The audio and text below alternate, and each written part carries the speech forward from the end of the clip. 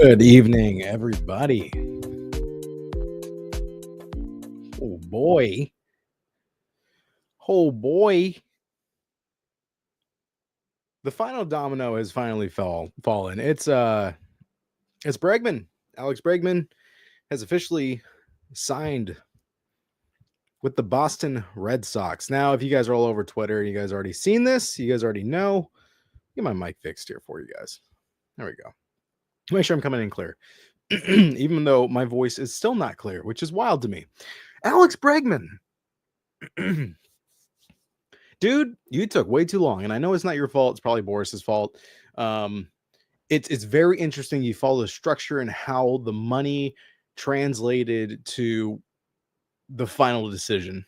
So I gave you guys a little bit of a scoop. Okay, so well, it's not a scoop. It's already released. Everybody can see it here. All right, let's go over to Mr. Jeff Passan. Now, Chandler Rome is a reporter for the Astros, and he's the one who actually broke this news, although Chandler Rome actually said the news was broke by the Athletic, but nobody specifically. So I don't know if he's actually part of the Athletic. I got to check on that. But Alex Bregman, 3-year, $120 million deal, 120 mil. Okay. For 3 years with deferred money. The $40 million salary is $10 million plus more per year than others were offering. This is from Passan. Now, the Red Sox landed the best free agent left on the market. That is 100% true. Jeff with that news. Now, let's go over to this part. Supposedly, oops, let me get this over for you guys. Sorry, I didn't switch it. Supposedly, there's been a bit of confusion between Blue Jays and the Tigers. So let's start with this. Initially, this is just going off something I'm reading here. So Astros Josh posted, he's like, I'm concerned about Alex Bregman having costing himself money, not accepting the Astros reported. So the Astros supposedly offered him 6 years, $156 million. Obviously, the Red Sox deal is way more lucrative. You're talking $40 million a year versus, I believe this has been like 20 something. I didn't do the math on it, but he made a good case for those that were interested in. This was back in December 27th, but Red Sox tax, you have Michigan tax, Red Sox tax, Massachusetts tax, Michigan tax, and then Philadelphia. They were never really part of the talk. Phillies, I don't think. The Tigers and the Cubs were definitely, and the Blue Jays, but they didn't include the Blue Jays in here, which would have been way at the top. It's more than New York. I've done the check on it because there's a lot. There's Providence tax. There's the country tax. It's insanely high now, and it's only gone up. So 6 years, 156 with the Astros. He said, nah, I'm good. There was back and forth saying that the Blue Jays offered him a 6-year contract. Everybody's pissed off because they're like, no. It's been confirmed. The Tigers were the ones who offered a 6-year contract. Supposedly, the Tigers offered Bregman 6 years, 170. Now, obviously, if you're offered $140 million for 3 years, you're going to take it. But this is kind of the asking price, supposedly, of what he was looking for, and it included, I guess, all the same deferments as the Red Sox. The Tigers were all in on him, and this would have been great for them. Of course, they would have had to make a lot more trades, which would have made the offseason a lot more exciting. Because then it's like, okay, who's going to go? Is Colt Keith going to go? Is Jace Young going to go? Is Torkelson going to get traded? There's a lot of questions there. I mean, is somebody going to be able to offload Javi Baez's contract? Probably not, but he's just going to be on your bench most likely unless you can figure out how to hit. This would have been interesting for the Tigers. I was kind of rooting for him, but it just felt so right for him to go to Boston. It really did. And it begs the question, now that it's official that, Bregman is going to be in Boston for at least the next 3 years. I'm going to say that because I highly doubt they're going to look to trade him for any reason at all. But I want to know, where is he going to play? Is he going to take second? Is this going to cause problems with Rafael Devers at third? Because Rafael doesn't want to move, even though he is dog shit at third base. You already have Yoshida for your DH. You couldn't get rid of his contract, even if you bundled him with Tristan Casas, because that fell through with the Mariners when they were offering Castillo. And I'm pretty sure the Mariners just didn't want that contract on top of it. They didn't want to not, this is a poor wording on my part. They did not want to give up Castillo without getting a pitcher in return. That probably makes more sense. So, sorry, I'm looking scruffy tonight. I just recorded a video. If you haven't already, subscribe so you can get that next one, because we're talking about the offseason moves and a team that we should actually be talking about. So stay tuned for that. I wanted to bring up something as well. This is great for Boston. I'm going to assume, Boston being the employer and they're the ones paying Devers, they're going to move his ass over to first base. Casas and Yoshida, they're going to go on a hunt to trade them away, or Casas and Yoshida are going to share DH, and so is Devers at first and DH, and maybe even third. Maybe Bregman and him share DH. It really depends on how you want to. I don't think you want to Bregman in DH. Your defense was terrible last year. Was it Baseball Prospectus said that Boston was going to be in last place? This was, of course, on the 3rd. So this is before the signing. I think it was wrong before this signing. Now you have a above average, arguably elite defender. You're going to play him on the field, whether or not it's second base or third base. I think it should be third base as his primary position. But if you don't want to ruffle feathers in the clubhouse, obviously, I don't know anything about that. I haven't been in a major league clubhouse. It's just not me. I've been in clubhouses before, but not at that level. And when you have your star saying, I want to play here, sometimes that can cause some controversy, right? Even though you're paying him and you should be telling him what to do as long as he's performing, because that's what you're paying for. That's just my opinion. If Devers stays there, Bregman's at second. Hamilton, well, you'd have to figure it out because Trevor Story's back, so you're not going to move him over to shortstop. What does that mean for first base? Is that Casas going to stay there? Yoshida's going to be on DH. Who gets moved out? That's the question. And I would say your weakest spots are actually in your outfield. And I'm not saying, Jarren Duran. I know everybody's high on Wilmer Abreu, but you also have Roman Anthony that you're trying to look for to move in, and he's a center fielder, outfielder. Are you going to bring him up? I don't think so yet. Wait till after April 28th then.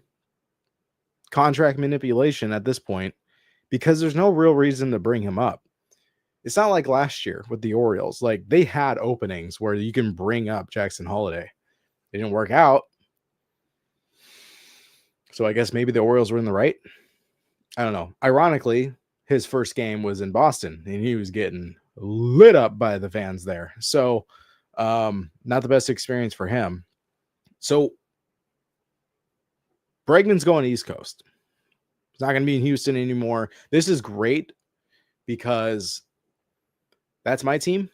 We don't need Bregman in our division anymore. No, thank you. This gives us kind of a chance, even though the Mariners ownership is cheap as shit and ruined this offseason. The Angels did a significant amount of additions, which is awesome for them, given that they had a 99 loss season last year. The A's spent some money because they're going to get a grievance filed against them because they're just as cheap and a little bit worse, and they took the team away from the home city. That's pretty bad ownership there. Texas added some bats. Hopefully the bats that they had in 2023 wake up. So it's an interesting division for the AL West. The AL East, even better now. You have the Red Sox, who were in on Soto, kinda-ish. Obviously, the money there wasn't going to work out. The Blue Jays were rumored because they're the richest team in baseball. A lot of people think the Mets are. No, it's the Blue Jays. They're owned by Rogers Corp. Rogers Center is named after the corporation that is the trust that owns the team. They have the most money.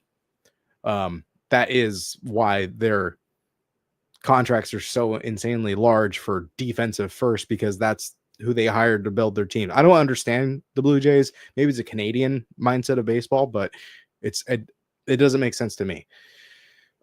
They made some moves this season as well. Defensive first again. Horwitz should have never got traded. Granted, he did get injured, and I think that came out today. So sucks for the Pirates. They got screwed in that transaction. Maybe the Blue Jays knew something about that, but Horwitz was a great bat. Ernie Clement needs to show up again. They traded away a bat to get a defensive guy and Andres Jimenez. Maybe his bat will come back from 2023. Probably not, I'm going to assume. They still haven't re-signed Vladdy. They didn't pick up anybody to replace him if he's going to walk next year. Bo Bichette is nowhere to be found. The Blue Jays are probably competing to stay out of last place, if I'm guessing, for 2025. And I don't think they're a bad team. The big ad of Santander was great, but you couldn't stop there. Like, you needed one more piece. And that's the same story for the Red Sox. The Red Sox, they lost Tyler O'Neill, and they went out and basically fixed a big issue, which was their pitching rotation. So you lost a bat, but you went out and you missed on Juan Soto. Granted, if they got Soto, there would have been no other signings. I doubt would have gotten Crochet. You definitely wouldn't have got Walker Buehler. You definitely wouldn't have got Aroldis Chapman. You definitely wouldn't have got, who else did they grab? They grabbed somebody else. They kept adding to their relief pitching. Sometimes your brain can only hold so much information before it basically explodes. Do these awkward pauses during live streams. This is the reason why I don't do live streams very often. It's one thing that I should have put in there. Let's look at Fangraphs. Where does Fangraphs have them? Second base. Okay, so does that mean that that's how it's going to go? No. David Hamilton being on the bench? I don't know, man. I don't know, because he wasn't a bad bat. And the fact that he batted .248, slugged .395, and had 33 stolen bases. I know he only had 8 home runs, but for a second baseman, it's a pretty good ask. Bregman's probably better. Hopefully he can stay healthy. Who are the moves? I don't want to get off track. Walker Buehler, Garrett Crochet. Probably wouldn't have got those two if you got Soto. Lucas Giolito is coming back. Liam Hendricks is coming back, going to be your closer most likely, unless you have Aroldis Chapman, who you signed. There was somebody else that they grabbed. They picked up Patrick Sandoval, who's still injured. That's right. So Patrick Sandoval, whenever he comes back, that's another, I'd say, mediocre pitcher right there. But at least you have depth.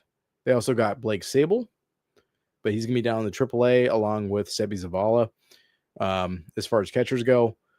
But so they made quite a few additions, but mostly focused on pitching, which I think is what made the fan base for the Red Sox a little bit anxious.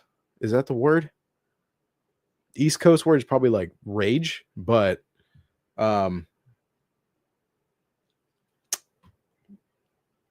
be happy. Okay. If you're a Red Sox fan, be happy, because everybody was saying Tigers or Cubs. Honestly, like Blue Jays was always Blue Jays are in every single conversation. If you're a Blue Jays fan, I'm sorry. You guys have been blue balled this whole season. And even last season, you guys were blue balled with the Ohtani thing. This season is everybody. I'm glad you guys got Santander, but it was never in the mix for Bregman, I don't think. I don't think they were going to spend the money because they felt sufficient with Ernie Clement, and that was that. But the Tigers, They made him a valid offer. And it's reported that it was a 6 years, 170. Granted, that's everything he was asking for, but you can't beat Boston's 3-year 140. That's so much more money. And now Twitter's blowing up right now as far as people like overpay. Oh my God, I'm so glad we avoided that. For everybody who's not a Boston Red Sox fan. How did he get 40 million a year? Dead face, 40 million a year, and they already have Rafael Devers. Make this make sense. It does make sense, guys. He doesn't just play third base. Like, people who are so removed from what's been going on, they don't understand the fact that you can utilize these players at different positions, and you don't understand how bad Rafael Devers is at third base. I'm hoping with this deal during spring training, there's some sort of resolution that is found for this to all work. Now, granted, I think it works with him at second base. But is Bregman better defensively than David Hamilton? I don't know. I'm going to assume yes. But I think he has good range. I think he has a decent glove. And with Rafael Devers unable to do basic plays, like, it's like the easy plays at third base that he messes up. Maybe it's better to have Bregman there. And maybe it's better to have Rafael Devers DH so you can keep Tristan Casas in there. But I'm going to assume strategically, if you are trying to offload Yoshida's contract and get rid of him because there's really no place for him, unless you really want to put him in the outfield, that's scary. You're going to play him for the first couple months of the season and then try to rule him out, try to get something in return. Maybe more pitching, honestly. Maybe more pitching because you have these guys coming up in your organization that are at the AAA level, ready to play in the MLB. Roman Anthony is the main one that everybody talking about. Everybody. Marcelo Mayer, also another name. So you got to be careful on this. This is a great fit. Don't get me wrong. I am not saying anything bad about this pickup for Boston. I think the Cubs should have made an offer. I found it very interesting, the Jed Hoyer interview at the opening of spring training pitchers and catchers report, where they brought up Bregman, and I made a couple posts about this and comments. Robbie Hyde responded and talked about it and everything, and so did Jim Riley. If you guys don't know who that is, you guys should go check them out. I'm surprised you know me before you know them, if anything. Robbie Hyde, I think it's Ginger Hyde. Is that Ginger Hyde Snap? Ginger Snap something on Twitter. He's a Boston Red Sox fan. He's been begging for Bregman. Breslow clearly pulled it off, made it happen. He seemed pretty positive during his interview on WEEI for Boston Red Sox for the sports radio there, talking to Gordo, who was on this channel not too long ago when we were talking about the trade between Luis Castillo and Casas and Yoshida and how it didn't work out and why. And Breslow seems super positive. Jed Hoyer did not at all. So this is the video. I wonder if I can get some volume on here. You guys should be able to hear this. Jed, Tom said you guys will wind up around CBT. You're not there yet. Bregman is still a free agent. I guess what would it take to get that to the finish line? Yeah, I obviously can't comment on any individual players. You could on him. He's a free agent, right? I can't talk about free agency. I guess it's part of the decision now. Like, oh my God. First of all, you're wrong. You can talk about free agents. It's perfectly fine. That's why that guy mentions he's a free agent. You can talk about him. And his answer is, I just can't talk about free agents. Everybody's like, oh, he looks tired. He looks tired. Dude, spring training just started, dude. Like, you're done. You had a couple things going on. If he had anything lined up with Bregman, which is what they're asking about, and I said this, like, this is the end of days for Bregman with the Cubs as soon as I saw that, just specifically because of the fact that his body language screamed that he just probably put the rest of his effort into Bregman, and there was no deal. and he didn't want to talk about it. He didn't have anything positive to say. He was probably dealing with Boris a lot, and he was just exhausted because who was the last person to talk about Boris, to talk about a free agent, and literally say that it's been exhausting and it's so annoying?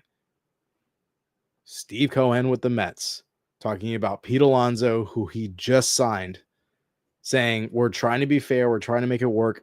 I'm exhausted. It's so annoying dealing with Boris specifically. That was literal exhaustion, physically and mentally, in front of a podium in front of everybody, to where he straight up, I mean, I want to say lied, but he gave up on thinking about common sense things. You can speak on any free agent all you want, but the way he said it to me read, he's gone. Somebody else already got him. We couldn't make it happen, and I'm exhausted from it, and I just want the season to start so we can just roll with it because I got other stuff I got to take care of. That was the sign that told me that Bregman was never coming to Chicago, which it would have been a good fit. It really would have. And a lot of people were like, how? How would have been a good fit? Because you have Matt Shaw coming up. Where would he play? Nico Horner, I know he's going to be out for first couple months. What are you going to do with him when he comes back? When you're going to have to move somebody. Matt Shaw's going to have to take second. You Bregman at third. I mean, Swanson is going to have to be at shortstop. He's probably going to be shortstop. He's the most expensive player on the team. Well, that might not be true anymore with Kyle Tucker. Honestly, you added a bunch of guys for pitching. Or I wouldn't say a bunch. You added a couple guys for pitching. Let me pull them up again. Cubs have been kind of quiet recently, ever since the trade for Kyle Tucker. Although that was the big thing. Michael Busch as well, third base or first base. Where is he going to go? Let's see here. Imanaga, yeah, that's right. Matthew Boyd and then Colin Rea. And then you also got Ryan Presley. Saved him, I guess, from Houston because Houston didn't want him anymore. And he was very clear after the Josh Hader signing that he wanted out. He said it didn't bother him, but like, dude, you were the franchise face for closer for relief pitchers in Houston for God knows how many years. He has 11 years of service time, being 36 and then getting pushed out by Josh Hader. Yeah, he's better. Supposedly, is it good to have a left-handed closer? Absolutely, I believe so. That's why I think Aroldis Chapman was so dominant. Ryan Presley's a righty. He's getting old, and he got pushed out. And after everything he gave for Houston, I think it's going to be a good fit for him in Chicago. But again, I guess the Cubs were just not willing to overpay because as soon as you grab them, you're going to have to make more moves. You're going to have to move somebody. Bush was going to have to go somewhere or stay at third, or sorry, stay at first, or Matt Shaw was not going to be your third baseman and keep him down in the AAA where he's already 23. He's MLB ready. Or you're going to trade Nico Horner because he was kind of on the chopping block. And I think Seattle still wants him. I think they might still make a move by the deadline because the Mariners didn't spend all their money. They will want to get a solid second baseman. They're not trying to roll out with who they have. It was a good spot for the Cubs too, but God, it was so perfect. So perfect for Boston. And I'm so glad he didn't go back to the Astros because how uneventful would this offseason be? Alonso goes back to the Mets. Bregman goes back to the Astros.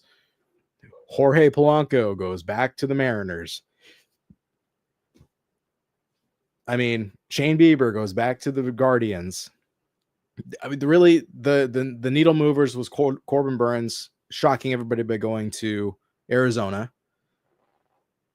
Even if it makes sense now, it's like, oh yeah, he lives there. It makes sense. The rest of his career, okay. But still surprised that Arizona, who has a lot of issues, their stadium needs to be redone. They are trying to build a little mini village outside of it, just like Atlanta. They need money for that. And then their RSN stuff is an actual issue. But they're still like, you know what? we're going to sign him. Here's $210 million to come to your home state, your home team in the Diamondbacks. And we're also just going to give away season tickets for like $200 to the fans. You can come to every single game for $200. If you're not a fan, if you don't have a second team to cheer for the Diamondbacks, because that ownership just loves it. It loves its city. It loves its fans. And if you choose them, you're going to enjoy baseball a lot more. I'm just saying. Alex Bregman to Boston. I'm so happy. I'm so happy for Boston. They needed this. They really, really needed this. Is this enough? And by enough, do I mean be number one in the AL East? Or enough as in wildcard contender? Wildcard contender is my answer. I don't know if it's going to be enough to push them above the Yankees. The Yankees, if their players work out. Now, I'm still confused about their outfield. I guess Jason Dominguez is their go-to guy. They're not going to bring back Verdugo. They lost Soto, so is Grisham going to be out there in right field? Third base, I know Jazz is going over to second.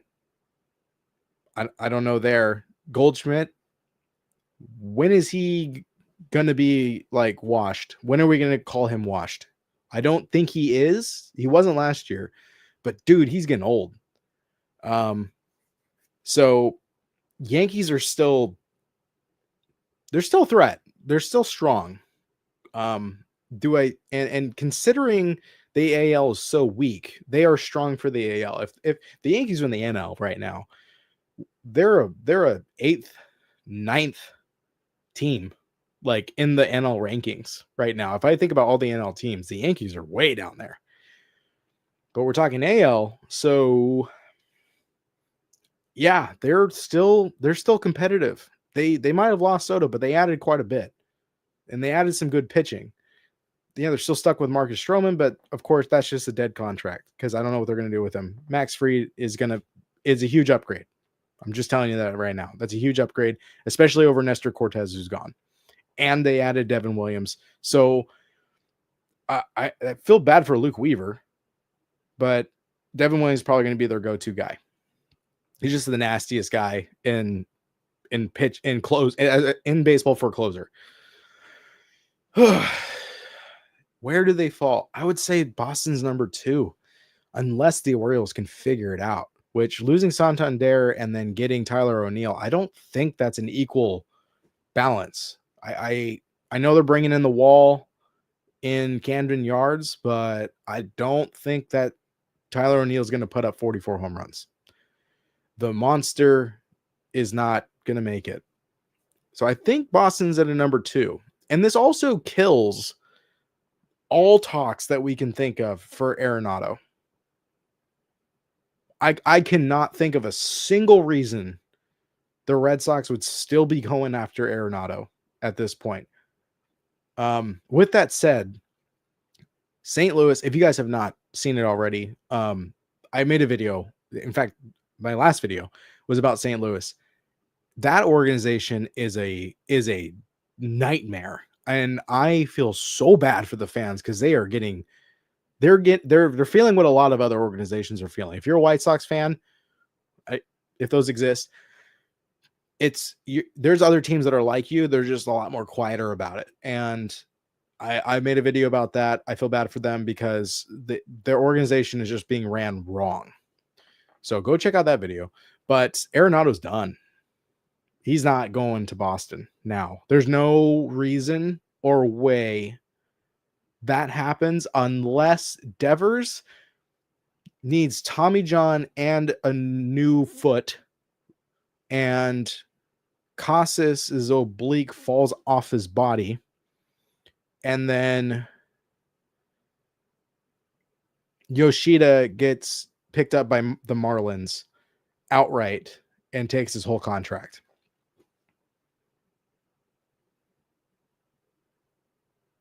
That's how it works. Yeah, that is the only way that Arenado is going to Boston. So I don't know where Arenado is going to end up going because they need to trade him. Clearly, they want to get rid of his contract as soon as possible. To do what? I don't exactly know. Who are they going to go pick up? Who are they going to go trade for? They've already pissed off some of their guys. As of today, Brendan Donovan lost his arbitration hearing to the Cardinals, so he's going to be pissed because he was one of their best guys on their team last year. Second basemen are hard to find right now, like elite, good batting second baseman. So he's going to be pissed and a little bit negative, I think, about the Cardinals organization. Lars Nootbaar won his arbitration, and he didn't even do nearly as good as Brendan Donovan.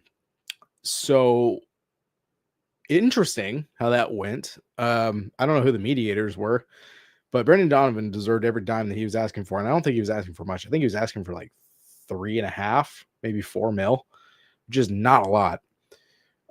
Especially for the numbers he put up. Sorry, I've been ignoring your guys' comments in the live chat. So yeah, 40 million is a lot. It is, but tell me this. You pay him 40 mil and you're getting an elite third baseman who can play second base, and you're filling a major defensive hole while adding a right-handed bat, which was the biggest. Those are the two things that Boston were paying attention to. Boston was specifically looking to get a right-handed bat. You have the Green Monsters right there, and you need someone who can elevate the ball. Bregman hits tower shots to left field as a righty, and he's a good defensive glove. You're getting the only guy as a free agent right now who can do that.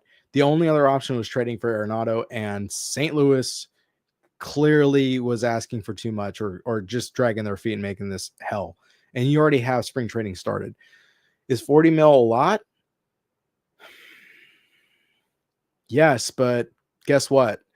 You just lined yourself up to now have enough surplus with Casas and Yoshida and maybe even one of your outfield guys, maybe Wilmer Abreu.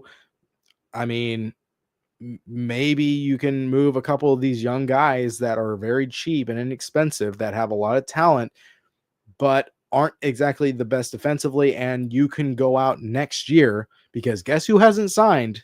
Guess who hasn't extended? Vladimir Guerrero. And he's been in the talks a lot for Boston. Now you have Vladdy still not signed with Toronto. And he looks over and says, okay, I know we got Santander, but that's kind of our only elite bat besides myself. And I proved myself, and I am $100 million away from what I'm going to ask from Toronto, where the taxes are insane. And I'm going to go ahead and look at, not too far away from me, by the way, there's Boston. I'm a right-handed batter. I pull the ball a lot, and I hit the ball high.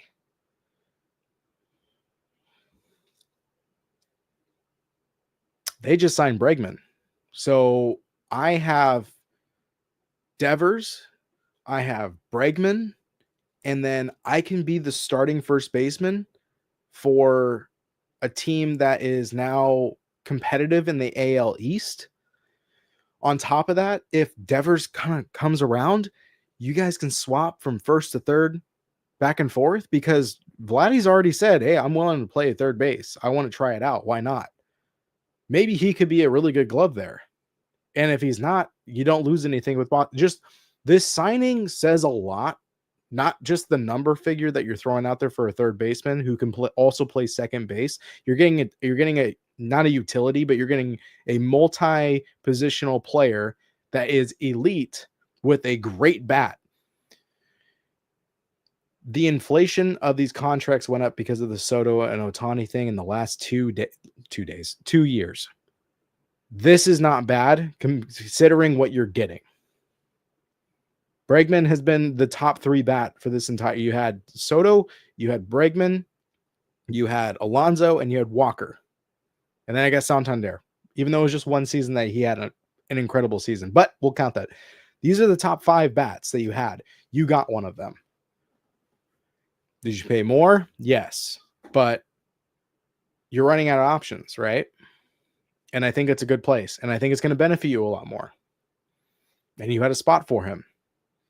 So yeah, 40 mil is a lot, but you're setting yourself up for success for a better pitch when Vladdy comes around at the end of next season for free agency.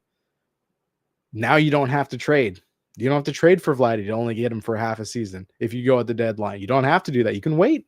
You can wait. You have your guy. You got your right-handed bat. You're not desperate. I think it's a good, solid investment. You got him for 3 years. You got him for 3 years. And there's a lot of deferred money. So there's a lot more that's not coming out of their paycheck right now that could set them up for success for Vladdy. It might not even happen.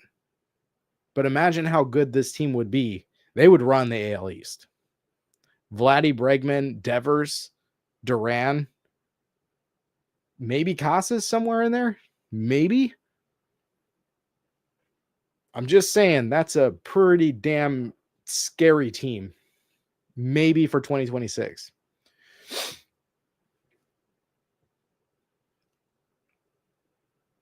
Yeah, Arenado might go to the Yankees, but what are the Yankees going to give to... The Yankees are to give up quite a bit. Because that's a very high-end team. It's a very high revenue, big market team. So St. Louis's organization, the front office is going to be like, if we're going to give him up, we know that he's good defense. He's an elite defensive glove. He batted .272 last season. No, he didn't hit a ton of home runs. He hit .272. He hits the ball. He gets on base. Okay? That's what you need these days. Like, we're so obsessed with power.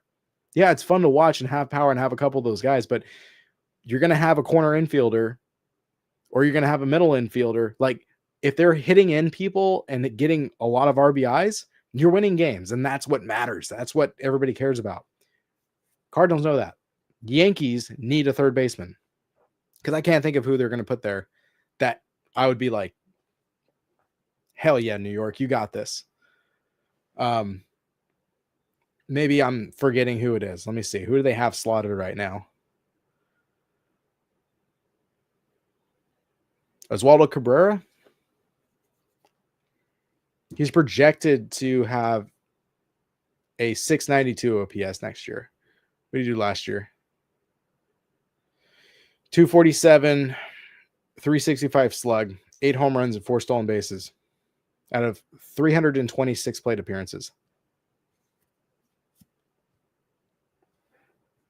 I'm good. No, I'm good. You need something to play. So that's a possibility. But what are you gonna give up? You have LeMahieu on the bench. I don't think they want him because I'm pretty sure his contract's expensive. Are you going to give up Cabrera? Are you going to give up Peraza? Are you going to trade away? I don't think they want Stroman. Are you going to give up Luis Gil or Hill? Sorry. You might have to. You might have to give up Hill. Fernando Cruz. Are you going to have to give him up, or you just re-signed Tim Hill? I mean, who are your top prospects right now? Spencer Jones, Lombard Jr., one of those guys? Do they want young guys or do they want MLB ready? I don't know, but they're going to ask a lot. They're going to ask a lot because pinstripes, the pinstripes add a little bit more value to the team, in which screams we can afford to lose more to gain the best. So it's something to consider.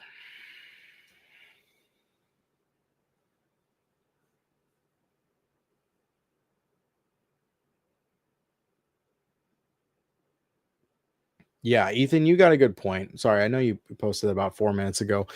Yeah, the AV is so high. Yeah, it's because it's not 7 years, but also he is making more money so that when he gets on, well, when he becomes a free agent, he's gonna be 33. I mean, that's setting yourself up for success. Because if you perform well these next 3 years in Boston, which is going to be the best opportunity for you to put up good numbers, you can get the bag 3 years from now. Because you're still 33. Look at Walker. He was 30. He's 36. Or is he 34? Either way, older than what Bregman will be. Got 20 mil a year. First baseman. Now you have a third baseman / second baseman. Good glove, good bat. You can get more. But yes, you were right. They're not going to be stuck with a Rendon or Bogarts contract. Correct. Granted, okay. Another reason for those of you who are here, I'm coming out with a video. I'm going to edit it and I'm going to put it out tomorrow. But I do mention Rendon, and I know people on Twitter have been yelling at me, but Angels should file a freaking lawsuit against this guy because he executed the best fraud I've ever seen in MLB history. You could say I'm over the top, but the way I looked at this, look at his numbers in his entire career up to 2019, and then look at his numbers after 2019. As soon as he gets paid, as soon as he gets the bag, be like, oh, he's injured. Okay. Watch the video. I don't want to ruin it. I make a pretty good case, so it's coming out soon. 40 years is not insane, Austin.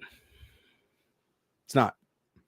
I just talked about it. I don't know if you missed it, but it's not. Consider who's left. Consider where you are in the standings. Consider what you're setting yourself up for in 2026. It's a good look. Very good look. You now have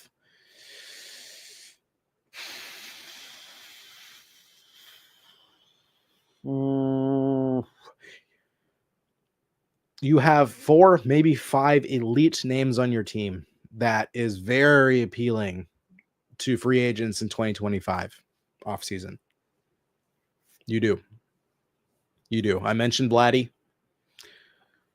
You're setting yourself up good there, and you're leaving him a spot. Duran, if he has another year like he did last year, excellent. He is your American League East Coast side version of Julio Rodriguez. Very simple. Minus the personal branding that got him in trouble. I support him. He should be wearing that stuff all the time. Trevor Story's coming back. If he can stay healthy and perform like he did when he was in Colorado, that's like another Bogarts kind of contract. But I think that he's been working on durability. He's been working out with the other guys in the clubhouse. If he just stays healthy and he can redeem himself, that's that guy that's like maybe the 5th guy that's an elite star going into the following season after this one. It's very appealing. The 40 mil is not that much, especially with the inflation of players considering the Soto deal, the Ohtani deal. I mean, the year before you were looking at Bobby Witt, like Gunnar Henderson, like I'm talking like as far as extensions go, those were high back then, but now we're in a different era. Like the era has changed now, and that's the reason why everybody's talking about salary caps and all this BS. You shouldn't have a salary cap. You should have a payroll minimum. And I'm not saying a salary floor, because there is technically a salary floor. I think it's $760,000 per player, which rounds out to like a minimum. Like you can't have less than, is it 19.8-ish million is your lowest payroll you can possibly have. Nobody does that. Thank God. There's some teams that are pretty damn low down there. Some are like 50 million. I think they brought them up this year because of the grievances. But there should be a salary floor, or sorry, not salary floor. There should be a team payroll budget floor. 120, 150. These teams got to be competitive. That's what makes it fun. That's what makes fans happy. There's a lot of controversy on this subject. I still stand by what I believe as far as that. No salary cap. Let teams spend as much as they want. If they are strategically not doing it right and they pass off all that cost to the fans, and the fans are paying $300 for a ticket, it's not going to go good for them. And then those fans will complain, but that's their inner circle, because the Dodgers will charge you $105 for a reserve ticket, and then the Rockies will give you $20 for a bleacher seat. How many more people are going to show up to the Rockies game? There might be a lot more. I don't know. Even if they suck. But hey, what if the Rockies are spending $150 million a year? You might actually have some good players. And of course, if they all come to the agreement that some players are not worth what they're demanding, because they're like, oh, well, you have to spend more, so you're going to give me more money. Nah, you're still not worth more. We're just going to add guys that are better than you, or we're going to add to holes that we have, that we're going to go fill 2 or 3 holes instead of give you money for this one specific position. Like, there's ways to spend money, and these teams could be a lot better. And there's still a lot of guys that are not signed yet that are on the free agency. I mean, Bregman went today, and then right after that, Pivetta signed with the Padres. Another great signing. The Padres needed some freaking pitching. I understand that there's still the rumors that Dylan Cease is going to get traded. I don't think that's going to happen until the deadline. But the fact that you lost Musgrove, I think this was kind of a little bait to see what we can get for Dylan Cease so they can work with it at the deadline. They signed Pivetta, multi-year deal. Musgrove's out for the season. You just found somebody who probably will put up similar numbers. And I say that because Petco Park is very much a pitcher-friendly ballpark, unlike Boston. And Pavetta's always been in Boston. So, good signing for the Padres. It's been really sad this offseason for them. And that extends more than just signing people. Ownership, drama, lawsuits. I made a whole video on that as well, if you guys haven't checked it out. Yeah. Alex Bregman is now a Boston Red Sox. I'm excited to see that. That's fun for me. Go Sox at this point. I want to see what it's going to look like having the Red Sox and the Yankees go up against each other coming up, because of all the additions that the Yankees made, and then just the healthy Red Sox team of 2025 will be interesting to see, with Bregman, with Story, with Duran, with Devers, with Yoshida back, with Casas back, with the pitching that they added, throwing Aroldis Chapman at the end of the game, having Hendricks back at the end of the game, seeing Giolito back. There's a lot to look forward to this coming season. This is a big piece added to the Red Sox, and I think this moves them up a tier as far as their offseason goes.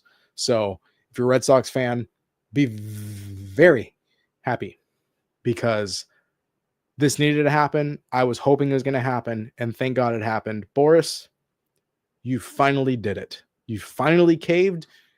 I don't know if you caved. You won, but so did the Red Sox, and it took you damn well long enough. So about time, more than anything. I will catch you guys on the next one. If there's any other big breaking news, I'll probably try my best to come on here and do a live stream or make a video about it, but there's not very many names left, so I highly doubt it. We are into spring training. Ohtani's on the mound. Sasaki's on the mound. The Dodgers are gearing up. So who's going to play the Dodgers in the World Series? Or will the Mets get away with it? I don't know. I'll see you beautiful people later. Subscribe, like the video if you've made it this far and you've been joining me this entire time. Let's talk ball. Find me on Twitter, and go Sox, I guess, at this point. See ya.